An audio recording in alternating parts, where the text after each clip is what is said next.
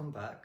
This is chapter 6 of my book, part 1 of my book, Anything Dear. It's called Then, Now, Always, and it's about control. For the newcomers, I'm reading stories of my life, actually experiences that I put into stories. And this is video number 6, so I have 5 previous videos where I cover other aspects of my life, from emotional suffering to belief system and people pleasing. So if you want to go check out these videos too, that's nice, because it makes a lot more sense than if you follow my entire story.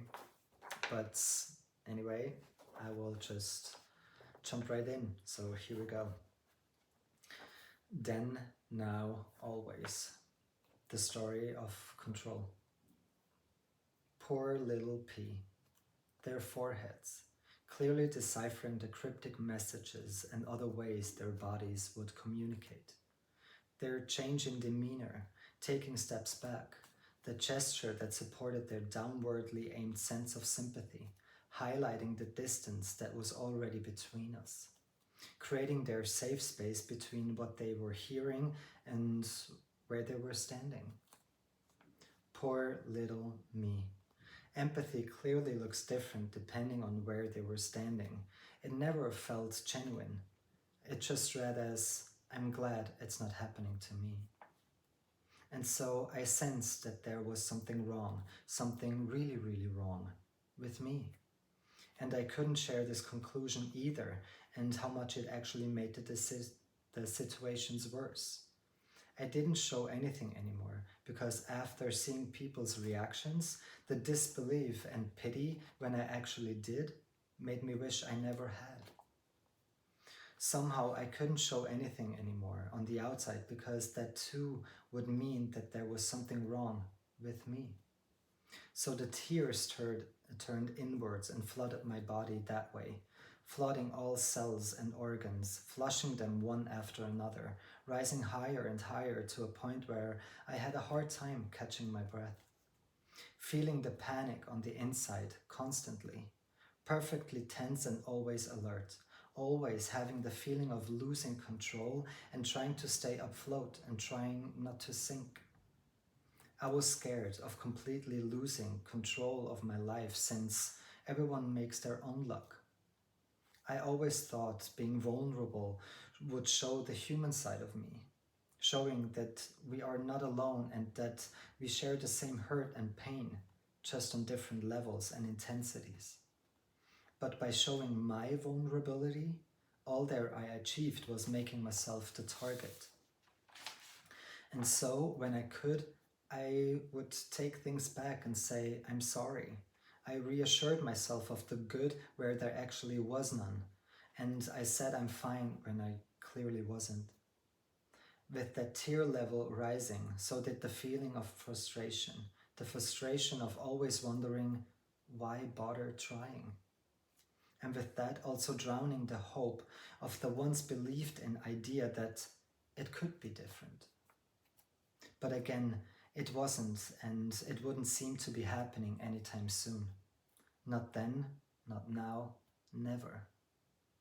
I knew that imagining one's own death is how one copes with the potential and the inevitable passing of one's own.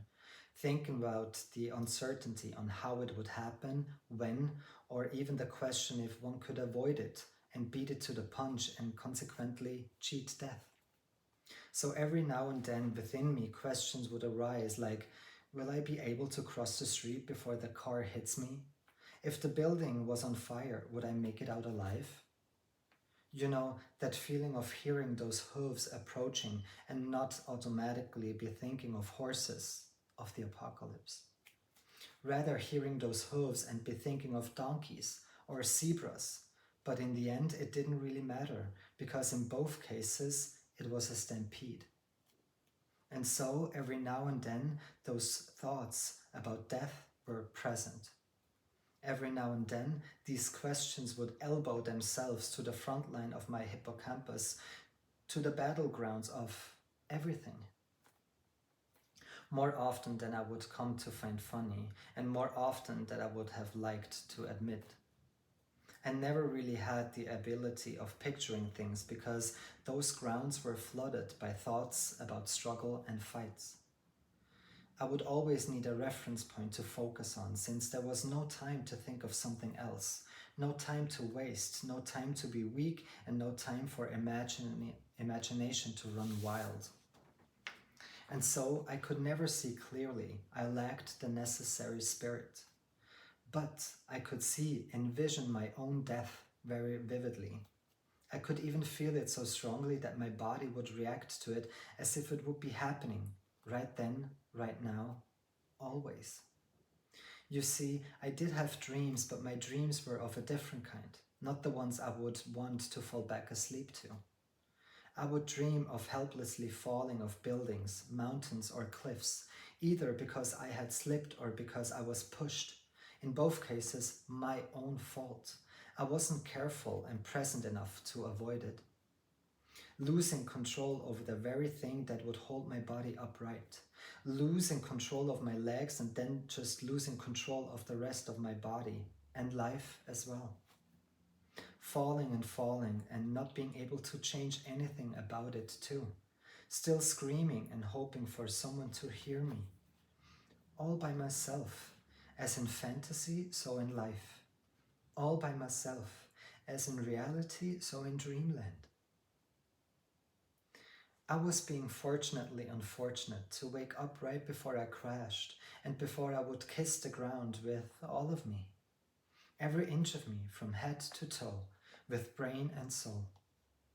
Crashing and with that shattering my feelings, body and thoughts into tens, hundreds, thousands of pieces scattered on the point of impact.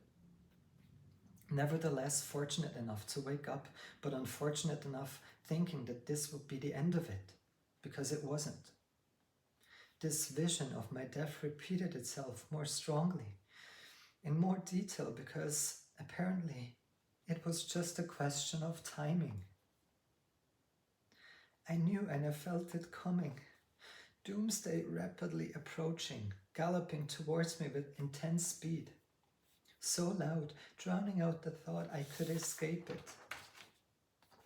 And so I would have those visions, standing on that bridge on my way to school, asking myself if it would be easier to jump in front of that school bus that brought me here, or if it would all end quicker if I just catapulted myself over that railing into the water and let it swallow me whole, devouring every inch of me from head to toe, from brain to soul, washing away my feelings and hopefully my thoughts too. And so I would start to daydream about my funeral too, from the age of 12, wondering if actually anyone cared if I had crushed and scattered into millions. I would hover over my own dead body, floating over that closed coffin, surrounded by those empty chairs, seeing that no one attended. No faces, no flowers, nothing. No one could or would attend, because just as in real life, there was always something more pressing, more important to attend to. And so the question, does anyone care when I will be gone, became mute, because I would find that they didn't even notice that I was missing. I had asked to be taken away, being released from my Prometheus fate, to be relieved of the eternal suffering, and with that being spared of this ego that would devour my liver, my soul. But I wasn't granted that wish of disappearing, nor the wish of redemption or mercy. Not even turning myself into that very eagle and fly away. But life, that vulturous beast, held no mercy for me because there was not enough to go around. All gone and used up when it would have been my turn to get my share. And those crumbs left didn't really do much for me. They gave me a hint of what it must taste like, but that was it. I wanted to be anywhere but where I was. I was going through with jumping into water or pushing myself in front of that bus was not an option. I just couldn't leave a bigger mess behind that I already had. I didn't want others to pick up after me because of something I did, after something that was my doing, and therefore not wanting to force them to squeeze me into that schedule. I just couldn't, because I knew and was told of such what others had sacrificed for me, and that I should be grateful and certainly not waste it.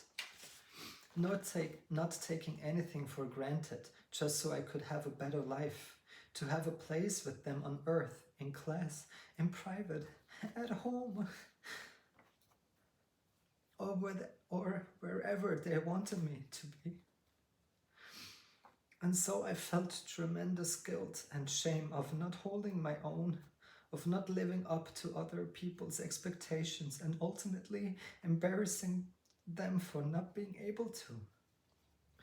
Guilt and shame of trying and trying, but failing and failing over and over again. Right then, right now, always.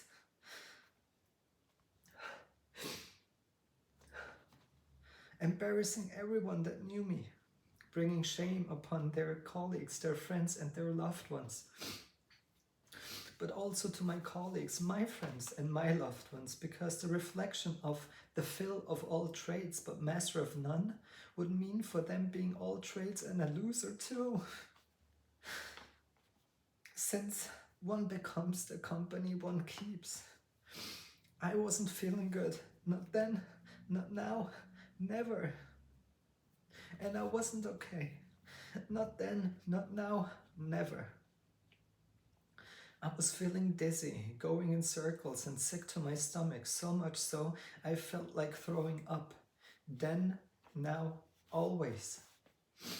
It didn't matter which, in life or fantasy, reality or dream. It felt like taking swings in the dark, trying to fight those demons. But I just kept missing. Now, then, always.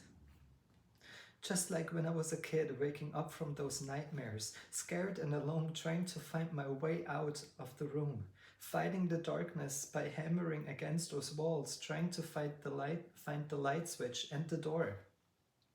Yet again, I just couldn't. And so I cried more and was panicking more intensely.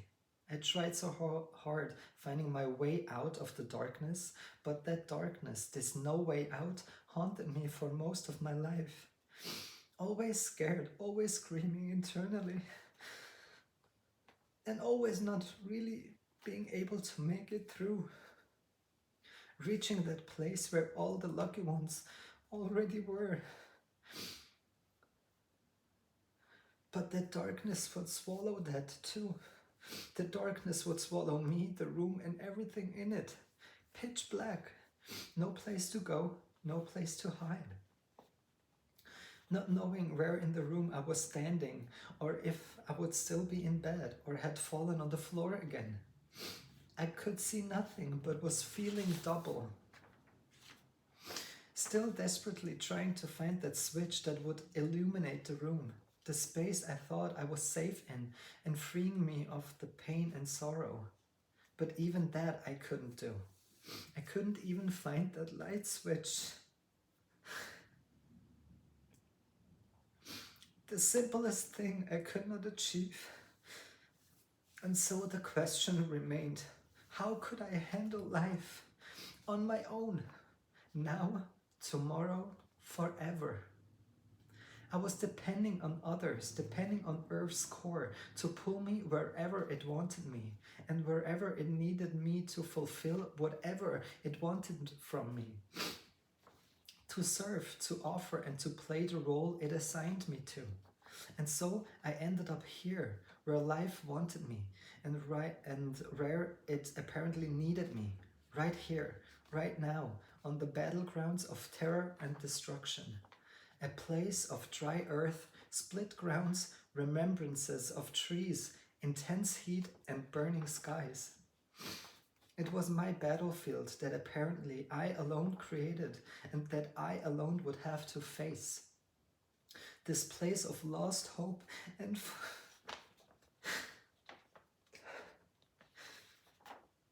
this place of lost hope and forgotten happiness. Mine alone to conquer and my duty to overcome. Alone.